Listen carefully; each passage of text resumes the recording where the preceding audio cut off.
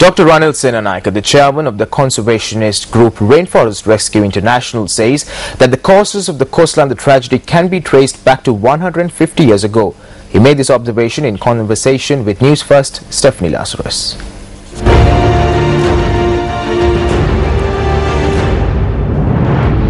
Disaster struck. Yes. Near about the coastline on the 29th of October. Yes. What do you think the reason behind this landslide was, and what really triggered the landslide? Well, it's a whole sequence of events. The whole hill country is at risk. If you know, just a year ago or a little while ago, 2 years ago, we had problems in Walapani. Similar. Earth was cracking, everything was getting eroded down. We had similar problems in Raktota. So what it tells us now is something is happening in our mountains that didn't happen before. 150 years ago, we took all the forests away from our mountains.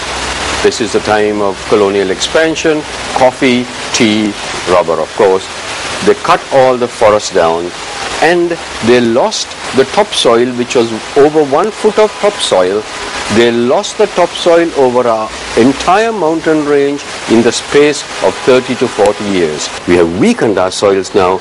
Now we start creating disturbances in the soil through our activities of blowing up rocks in the neighborhood. When this happens, the slides will happen not only here, this is just a warning.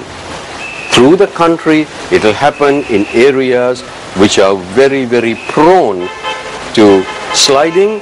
It will accelerate. So prevention is better than cure. Of course. What do you think the people and the authorities should do in order to prevent such an occurrence? Well, we should first start to make some really, really sensitive maps of our disaster-prone, the slide-prone areas. Those areas should be taken out of the present system of production and moved into a more permanent system where the trees, plants and the forest can then basically begin to stabilize the area. We should, in areas that are really, really weak, drain the surface water out and not allow the surface water to penetrate. Now all these can be done with modern technology. It's not difficult at all. But it requires will. It requires political will to go out and want to make the changes.